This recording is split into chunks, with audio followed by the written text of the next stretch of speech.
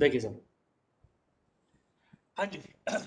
अब अगर बात की जाए आर्टिफिशियल इंडिकेटर या मैन मेड इंडिकेटर, ये वो इंडिकेटर है या इसे हम कहते हैं सिंथेटिक इंडिकेटर। सिंथेटिक इंडिकेटर ये वो इंडिकेटर है जो हमने बनाए, ठीक है। तो जनरली आप बुक में देखेंगे तो बुक में आपको सिंथेटिक इंडिकेटर लिखा हुआ मिलेगा। तो द मैन मेड इंडिकेटर्स, ध्यान से सुनना, डेफिनेशन है, the man made indicators are called synthetic indicators which are prepared in laboratory, ठीक है। तो सिंथेटिक इंडिकेटर्स वो है जो हमने लैब में बनाए हैं, जिनका नेचुरल कोई खास सोर्स नहीं है, ठीक है। तो सिंथेटिक इंडिकेटर में बहुत अच्छा एग्जांपल जाता है फिनोफ्थलीन का।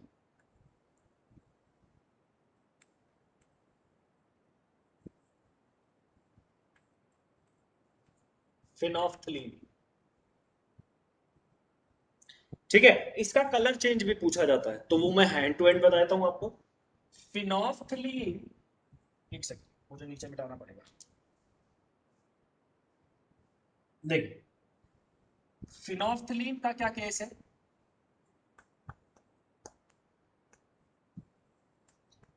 देख रहे हो, लिखने लिखने में हालत खराब हो रही है।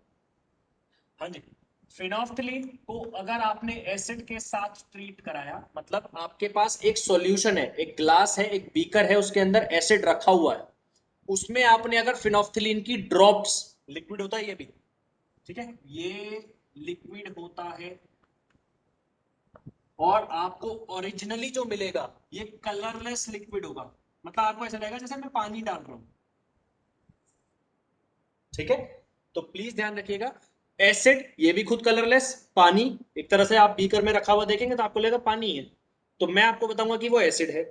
उस एसिड के अंदर अगर मैं इसकी ड्रॉप्स ऐड करूंगा, एक बात और, इंडिकेटर के लिए, मतलब इंडिकेटर्स को जब हम ऐड करते हैं तो बहुत बहुत सारा ऐड नहीं करते, मुश्किल से 2 या 3 ड्रॉप बस, क्योंकि उनका काम सिर्फ हमें इंडिकेट करना होता है, ठीक है। तो जैसे ही हम एसिड के बीकर में इस कलरलेस लिक्विड को ड्रॉप वाइज 2-3 ड्रॉप ऐड कर देंगे, तो हम देखेंगे कि कोई फर्क नहीं पड़ेगा, यानी कि एसिड के साथ फिनोफ्थलीन कलरलेस है, कलरलेस। कमाल बात यह है कि फिनोफ्थलीन को अगर आप पानी के साथ ऐड करेंगे प्लस वाटर, तब भी ये कलरलेस है।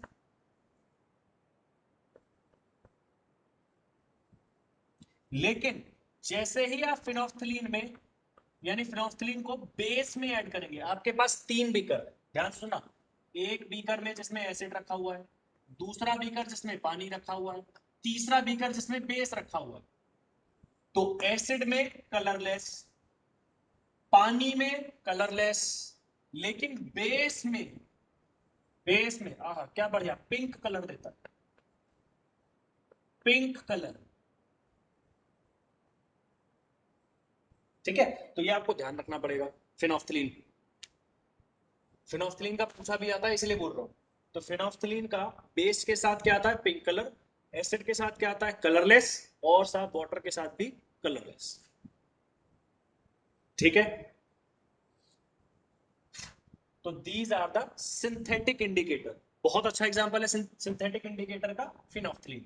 नाम याद रखने के लिए एक और नाम याद रख लेना, मिथाइल ऑरेंज, हालांकि पूछा नहीं जाता,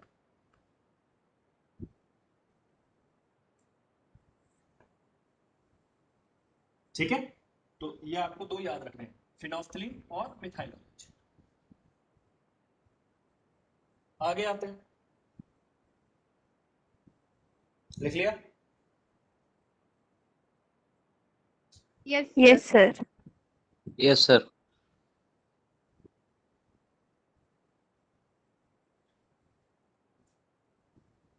लिख लिया साहब, यस सर। चलो आगे।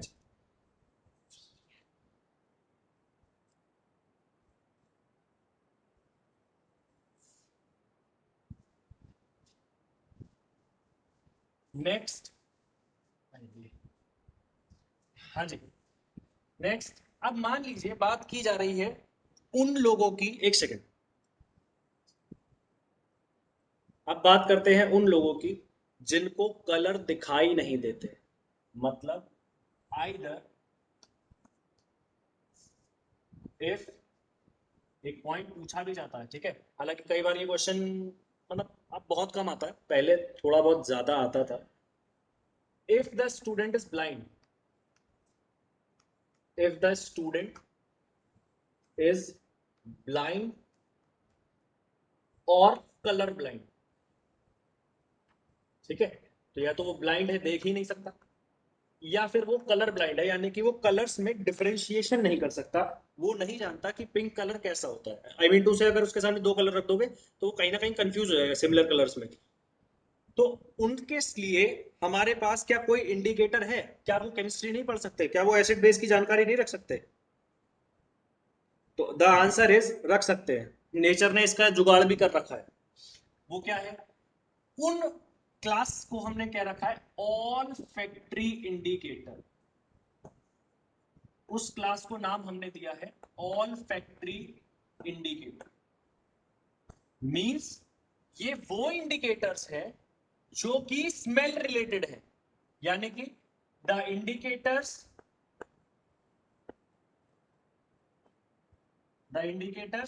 विच आर स्मेल रिलेटेड, ठीक है, या विच चेंजेस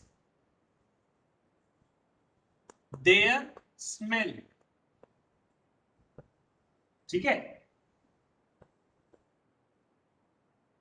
इन एसिड और बेस, या एसिडिक और बेसिक मीडियम, ठीक है।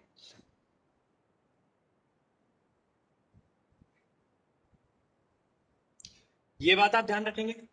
ऑल फैक्ट्री नाम याद रखना जरूरी है, यानी कि ये वो इंडिकेटर्स हैं जो कि स्मेल रिलेटेड है। एग्जाम्पल के तौर पर आपके पास है अनियन, ठीक है, प्याज को अगर आपकी आंख बंद करके सुंघाया जाए, आपको बोला जाए स्मेल करो और बताओ क्या है, आप आसानी से बता सकते हैं ये प्याज है। क्यों? कैरेक्टरिस्टिक स्मेल है, ठीक है, कैरेक्टरिस्टिक स्मेल है। तो आप ये वाली बात ध्यान रखेंगे, अनियन एसिड के साथ कोई चेंज नहीं करती स्मेल में, यानी कि आप लिख सकते हैं स्मेल रिटेन रह जाती है, यानी कि नो चेंज। लेकिन अगर वही अनियन आपने बेस के साथ डिप कर दी, ठीक है, तो उसकी स्मेल लॉस्ट हो जाती है। यानी अगर कोई आपको प्याज साबुन से धोकर दे दे और फिर आपको आंख पे पट्टी बांध के सुंघाए, आप बोलोगे पता ही नहीं क्या है, बेसिकली उसकी जो स्मेल है वो गायब हो जाती है, ठीक है। तो अनियन भी एक ऑल फैक्ट्री इंडिकेटर है, राइट। वनीला एसेंस ये भी एक ऑल फैक्ट्री इंडिकेटर है, ठीक है। और क्लॉव समझ गए ना, लौंग, तो लौंग का तेल जो आता है, लौंग के अंदर से भी आपने देखा होगा एक कैरेक्टरिस्टिक स्मेल आती है, ठीक है। तो क्लोव ऑयल भी एग्जांपल है ऑल फैक्ट्री इंडिकेटर का। तो प्लीज ये ध्यान रखेंगे कि ऑल फैक्ट्री इंडिकेटर जरूरी क्यों है। तो जरूरी इसीलिए, देखिए हालांकि क्वेश्चन कभी पूछा नहीं गया है, बट कह भी नहीं सकते, क्योंकि बोर्ड कभी कभी ना बड़े अटपटे क्वेश्चन पूछ लेता है। मान लीजिए कभी आपसे क्वेश्चन पूछ लिया जाए कि ऑल फैक्ट्री इंडिकेटर्स का हमारे मतलब क्यों इंपॉर्टेंट है, क्या जरूरत है, यूज तो हम इनको जल्दी से नहीं करते। तो यूज इसलिए नहीं करते क्योंकि हम जब देखते हैं कि अपनी क्लास में, तो आपकी अपनी ही क्लास में आप नजर घुमाकर देख लेना, कोई भी आपको बच्चा ब्लाइंड नहीं मिलेगा, तो कोई जरूरत नहीं है इनको यूज करने की। लेकिन अगर आप बात करते हैं किसी एक ऐसी क्लास की जहां पर हर तरह का बच्चा बैठा हुआ है, जहां पर ब्लाइंड बच्चे भी बैठे हुए हैं, तो वहां पर उनको भी आप क्लास में अगर पार्टिसिपेट कराना चाहते हो, उनको भी अगर आप प्रैक्टिकल कराना चाहते हो, तो वहां पर हमारे काम आएंगे ऑल फैक्ट्री इंडिकेटर्स, क्योंकि देख तो वो सकते नहीं लेकिन स्मेल सेंस कर सकते हैं, इस वजह से हम इनको यूज में लाते हैं।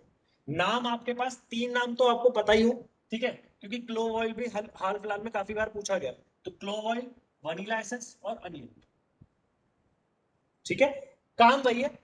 एसिड के साथ अपनी जो स्मेल है वो रिटेन रखेंगे और बेस के साथ लॉस्ट, बस।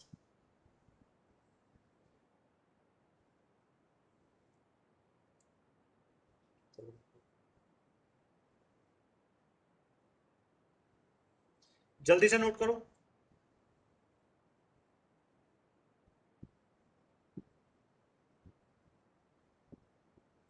Yes sir. सर हो गया ठीक नोट। है सर।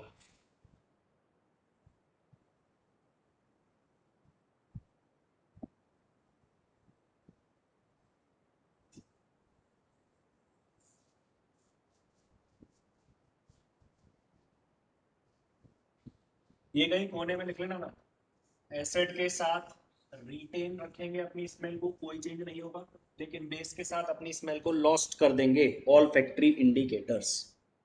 ठीक है जी। लास्ट टाइप रह गया है जिसका नाम था यूनिवर्सल। आया क्या ही बोलूं उसके बारे में, यूनिवर्सल इंडिकेटर। साइंस पढ़ते टाइम मैं प्लीज हर एक से वाली बात बोलता हूँ, आपका जो सीनियर बैच है मैं उससे भी ये वाली बात अब भी बोलता रहता हूँ। साइंस पढ़ने का सबसे बेहतरीन तरीका होता है आप वर्डिंग्स पर जाएं, आप वर्डिंग्स को समझें, उन्हें डिकोड करना सीखें। हालांकि कुछ वर्डिंग डिकोड नहीं होती, तो कोई बात नहीं, उसके लिए मैं बैठा हूं। यूनिवर्सल इंडिकेटर नेम क्या सजेस्ट कर रहा है, प्लीज कोई बताए मुझे।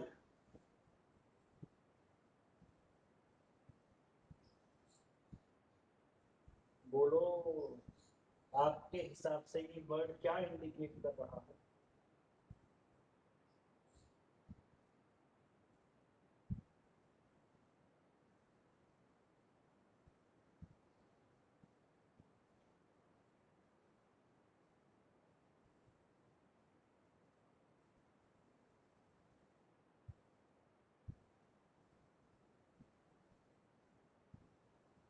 बोल दो।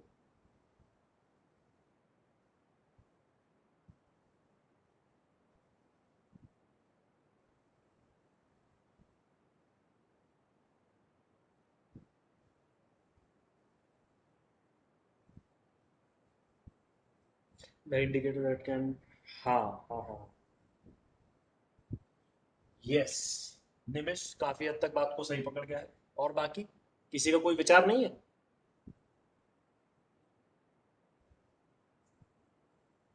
बोल दो, कोई गलती तो कह दोगे ज्यादा से ज्यादा, और क्या हो जाएगा। बड़ी भारी तुम्हारी इज्जत है जो बेइज्जती हो जाएगी, है।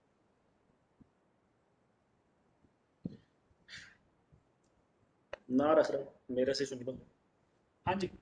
यूनिवर्सल इंडिकेटर का मतलब है ऐसा इंडिकेटर जो कि यूनिवर्सल नेचर का हो, यानी कि वो इंडिकेट कर सकता हो ना केवल एसिड और बेस को, ध्यान से सुनना, वो ना केवल एसिड और बेस को इंडिकेट करे बल्कि उनकी स्ट्रेंथ को भी बताए।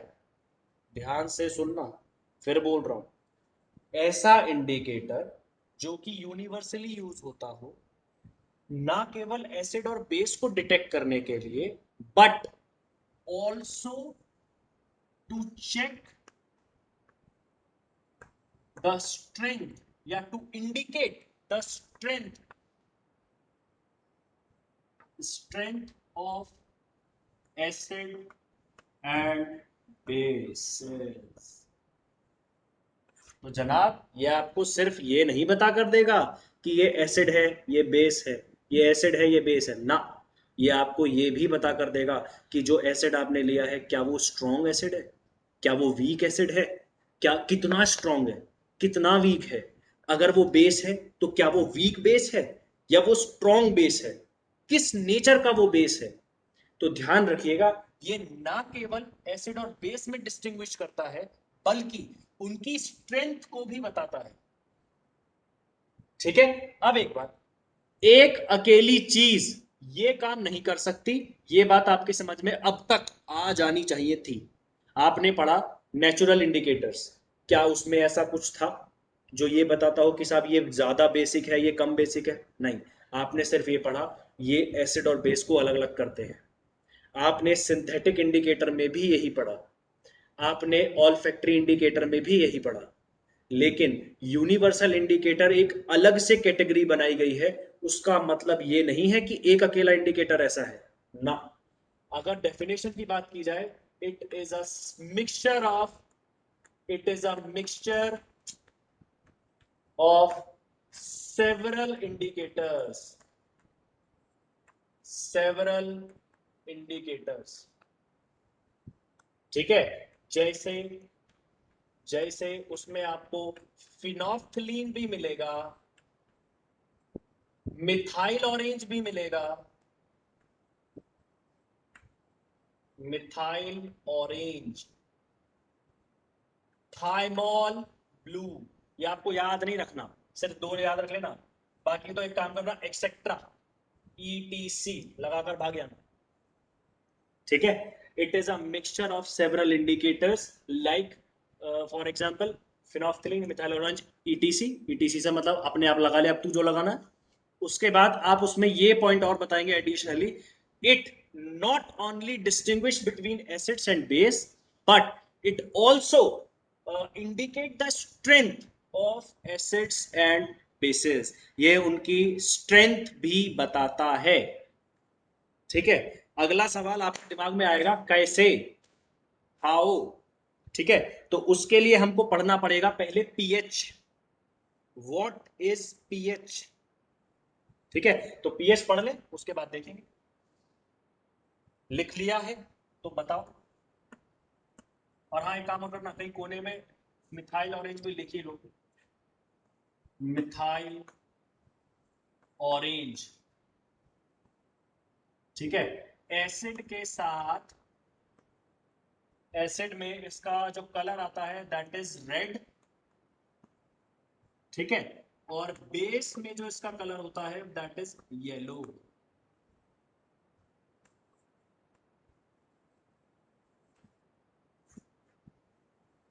और हाँ, एक होमवर्क भी रहेगा, प्लीज उस होमवर्क को कल तक कर लें, 110%। Sources of acids, sources of acids मतलब कई बार पूछ लेगा कि ऑक्सैलिक एसिड का सोर्स बता दो, कई बार कहेगा विनेगर का सोर्स सॉरी एसिटिक एसिड का सोर्स बता दो, कई बार आपसे बोलेगा सिट्रिक एसिड का सोर्स बता दो। तो ये वो एसिड्स हैं जो नेचुरल एसिड्स हैं, जिनका स्ट्रक्चर, जिनका फॉर्मूला आप लिख नहीं पाओगे। ठीक है, तो आपको लिखना भी नहीं है, सिर्फ याद करने, वर्डिंग्स याद करनी। सिट्रिक एसिड, सिट्रिक एसिड किस में मिलता है, तो जितनी भी खट्टी चीजें होती हैं उनमें मिलता है। टार्ट्रिक एसिड, टार्ट्रिक एसिड याद करना आसान है, टी से टार्ट्रिक, टी से टैमरिंड, इमली। तो इमली में मिलने वाला जो खट्टी इमली आती है ना, तो टैमरिंड, टैमरिंड में मिलने वाला एसिड है टार्ट्रिक एसिड। सिट्रिक एसिड आपको मिलेगा किसी भी खट्टी चीजों से, जैसे लेमन हो गया, ऑरेंज हो गया, इस तरह की चीजों से। और ऑक्सैलिक, ऑक्सैलिक एसिड आपको मिलेगा टमाटो से। तो इस तरह की चीजें आपको ये याद करने हैं। ठीक है, लिख लेना कहीं पर, याद कर लेना, ये होमवर्क है। क्वेश्चन इससे भी बहुत आए हैं, प्लीज इसको छोड़ डाला तो नंबर कटवा डाला, बस इतना समझ लेना, नंबर कट जाएंगे, इतना पढ़ने का भी कोई फायदा ना होगा। तो ये सोर्सेज आप याद कर लेंगे, आपको बुक में आसानी से मिल जाएंगे। ठीक है, लिख लिया हो तो बताएं। और हाँ, एसिड और बेस में तो आपको पता चल ही गया कि साहब एसिड में इसका कलर रेड है, बेस में इसका कलर येलो है। कोई पूछ ले वाटर, आई मीन न्यूट्रल। ठीक है, एसिड और बेस के बीच की बेस लाइन न्यूट्रल से होकर जाती है, तो एसिड और बेस के बीच की जो बाउंड्री है वो न्यूट्रल कहलाती है। न्यूट्रल के केस में भी ये येलो ही कलर का है।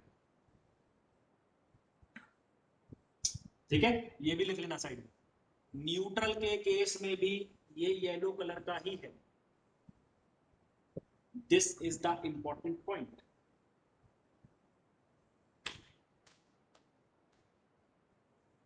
साफ कर दूं इसको?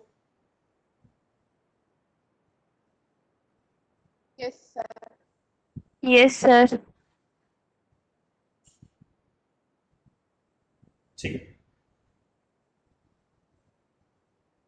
अब बहुत प्लीज ये क्लास आप ये समझ लो जीवनदायी क्लास है, क्योंकि पीएच को समझाने के लिए मैं जो आज बातें बताने वाला हूँ शायद वो भविष्य में कभी ना बता पाऊँ।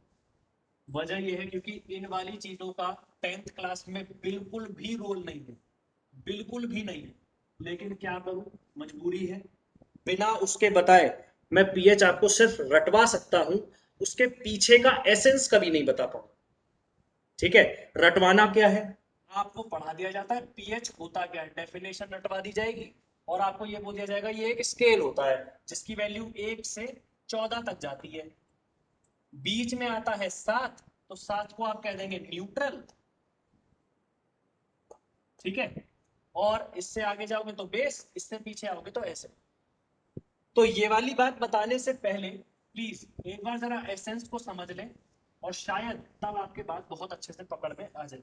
पेशेंसली सुनिएगा, कोई पॉइंट समझ में ना आए तो मुझे वहीं रोक कर पूछ ले। शुरुआत कहां से हुई?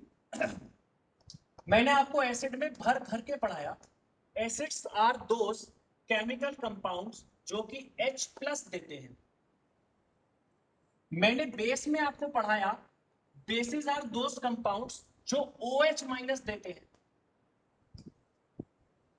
मतलब पानी में डालोगे तो एसिड देंगे H प्लस, जो H प्लस देंगे उन्हें हम एसिड कह देंगे, जो OH माइनस देंगे उन्हें हम बेस कह देंगे। अगर इन दोनों को एक साथ क्लब कर दिया जाए, H प्लस और OH माइनस को अगर एक साथ क्लब कर दिया जाए, ध्यान से देखना, H plus plus OH minus, अगर इन दोनों को एक साथ क्लब कर दिया जाए, जोड़ दिया जाए, तो 1 प्लस 1 माइनस खत्म। ठीक है, क्या बना, 2 हाइड्रोजन और 1 ऑक्सीजन। तो या तो HOH लिख लो, सीधे मिलाकर जैसे हम कंपाउंड बनाते थे Na प्लस Cl माइनस, तो हम क्या लिखते थे NaCl। लेकिन आप देख पा रहे हैं कि ये भी हाइड्रोजन है, ये भी हाइड्रोजन है, तो अलग अलग क्यों लिखना, क्या ही नाइंसाफी है। तो आप एक काम करो, इनको मिलाकर लिख दो। जैसे आप इनको मिलाकर लिखेंगे it will form H2O। Oh my God, ये तो कमाल हो गया। हमने देखा एसिड देता है H प्लस, बेस देता है OH माइनस, अगर दोनों को क्लब करके देखा तो H2O, वाटर। इसी वजह से वाटर को हम क्या मानते हैं, न्यूट्रल। वाटर इज न्यूट्रल, क्यों? क्योंकि इसके पास H प्लस भी है, इसके पास OH माइनस भी है। तो ना तो ये एसिड है, neither it is acid nor it is base. और जो ना एसिड है ना बेस है, दोनों ही है, तो आप उसे क्या कह देते हो, ये न्यूट्रल है, ये मिड लाइन में से जाता है। ठीक है, तो प्लीज ये वाली बात आपके समझ में आई, ये कमाल की बात, ये बेमिसाल बात आपकी समझ में आई? जल्दी बोलो Yes, फिर आगे sir. बढ़ो। चलो, Yes, sir. आई थिंक आपको समझ में आगे बढ़ो। अब मैंने क्या किया ना, मैं वाटर का डिसोसिएशन देखने गया। वर्ड ध्यान रखना, डिसोसिएशन।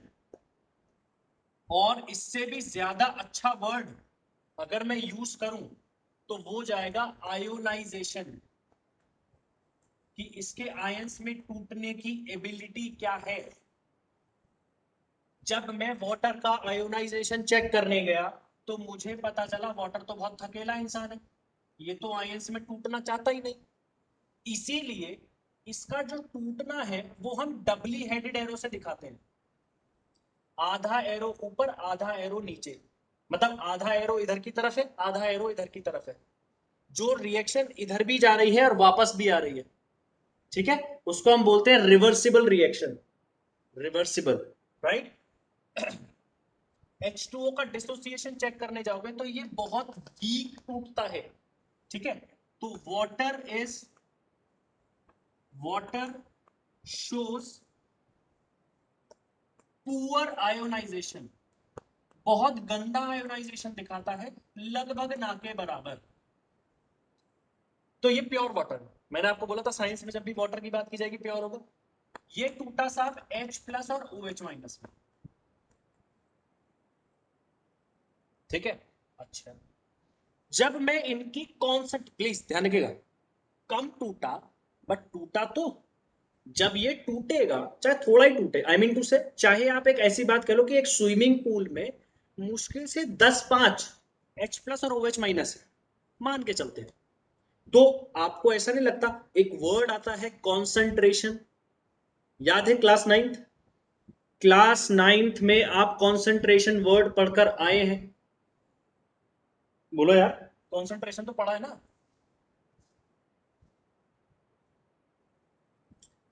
कॉन्सेंट्रेशन पढ़ा है कि नहीं? मैं बता देता हूं, सुन लो।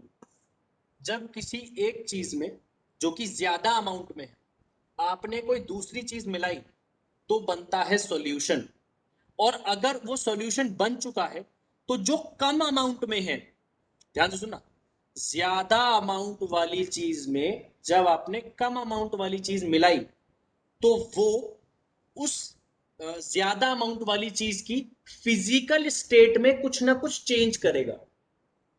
एक बात सोचो, पानी में नमक मिलाओ या पानी में चीनी मिलाओ, तो पानी इनिशियली जितना पतला था आपके चीनी मिलाते रहने से वो गाढ़ा होता चला जाएगा। पहले थोड़ा कम गाढ़ा होगा, आप चीनी डालते जाओ घुमाते जाओ, चीनी डालते जाओ घुमाते जाओ, तो उसका गाढ़ापन, उसकी कॉन्सेंट्रेशन बढ़ जाएगी।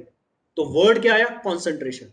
यानी कि जो कम अमाउंट में है वो कितना प्रेजेंट है, दैट इज कॉल्ड कॉन्सेंट्रेशन।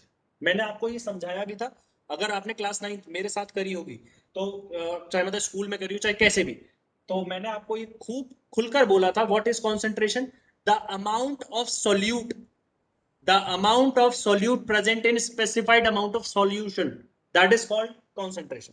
है, मेरा कंसर्न अभी वो नहीं है, कॉन्सेंट्रेशन वर्ड मैंने आपको समझा दिया। अब जब मैं इन दोनों की कॉन्सेंट्रेशन, पहली बात, एक बात और प्लीज, एक बात और सुन लेना, एक वाटर मॉलिक्यूल टूटेगा तो एक ही H प्लस मिलेगा और एक ही OH माइनस मिलेगा। दिखाई दे रहा है? एक वाटर के टूटने पर एक H प्लस और एक ही OH माइनस मिलता है, दिखाई दे रहा है? इसका मतलब जितनी भी कॉन्सेंट्रेशन, ये जो मैं ये बड़ा ब्रैकेट लगा रहा हूं ना, ये बड़ा ब्रैकेट साइन होता है कॉन्सेंट्रेशन का। concentration of H plus will be equal to concentration of OH minus। और ये बात कब तक है? प्योर वाटर की बात चल रही है ये। इस बात में किसी को कोई दिक्कत? प्योर वाटर, वाटर कम टूटता है लेकिन टूटता तो है। अगर वाटर टूटेगा तो H2O को अभी थोड़ी ही देर पहले मैंने HOH करके समझाया था, तो देख रहे हो ना, एक H और एक OH। तो अगर एक वाटर टूटेगा तो एक H प्लस मिलेगा और एक OH माइनस मिलेगा। अगर दो वाटर टूटते तो दो H प्लस मिलते और दो ही OH माइनस मिलते। अग्री करते हो? इसका मतलब जितनी अमाउंट इसकी होगी उतनी ही अमाउंट इसकी भी होगी, जब तक ये प्योर वाटर है। तो प्योर वाटर के केस में H प्लस की कॉन्सेंट्रेशन, ये कॉन्सेंट्रेशन का साइन है, इक्वल होगी OH माइनस की कॉन्सेंट्रेशन के, राइट? अच्छा, प्रैक्टिकली वो हमें कितनी मिली? प्रैक्टिकल करके देखा गया था, प्रैक्टिकली उसकी वैल्यू निकल कर आई 10⁻⁻⁷। ठीक है, प्रैक्टिकली उसकी वैल्यू निकल कर आई 10⁻⁻⁷। एक काम और करिएगा प्लीज, मुश्किल से अभी शायद 5 मिनट रह गए मीटिंग ओवर होने में, तो आप एक काम करो, इस सेशन को रीजॉइन करो, क्योंकि 10 मिनट मुझे एटलीस्ट चाहिए इस चीज को थोड़ा सा कंप्लीशन पे पहुंचाने में। ठीक है?